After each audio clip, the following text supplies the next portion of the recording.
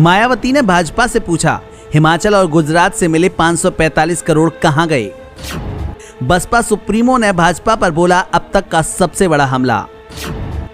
भाजपा के अंदरूनी कहानी को किया उजागर और कहा कुछ ऐसा कि भूचाल मचना तय है।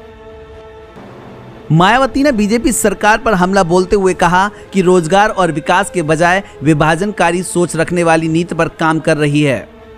समान नागरिक संहिता को चुनावी मुद्दा बनाकर लोगों को बीच में विभाजनकारी मुद्दा उठा रही है। बीजेपी की हालत वास्तव में ठीक नहीं है।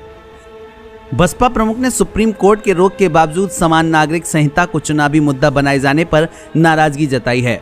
मायावती ने कहा कि यूनिफॉर्म सिविल कोड के मामले पर कोई निर्णय अभी न किया जाए क्योंकि इसे वह 22वें लॉ कमीशन को सौंपेंगी।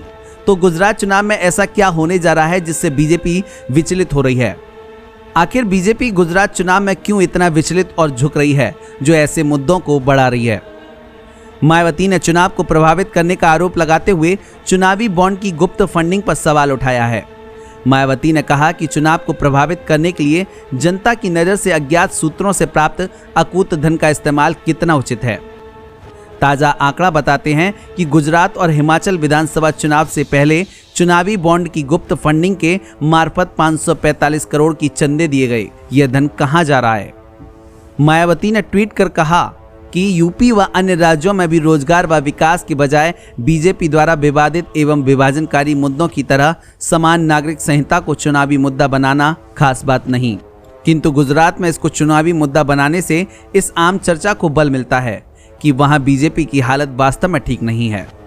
जबकि केंद्र ने अभी हाल में ही स्वयं माननीय सुप्रीम कोर्ट में कहा है कि यूनिफॉर्म सिविल कोड के मामले पर कोई निर्णय अभी न किया जाए क्योंकि इसे वह 22वें लॉ कमीशन को सौंपेगी। तो फिर गुजरात विधानसभा चुनाव में ऐसा क्या होने जा रहा है जिससे बीजेपी विचलित है और वह झुक रही है? चुनाव को प्रभावित करने के लिए जनता की नज़र से अज्ञात स्रोतों से प्राप्त अकूत धन का इस्तेमाल कितना उचित? ताज़ा आंकड़े बताते हैं कि गुजरात व हिमाचल विधानसभा आम चुनाव से पहले चुनावी बॉन्ड की गुप्त फंडिंग की मार्फत 545 करोड़ रुपए के चंदे दिए गए। यह धन कहां जा रहा है?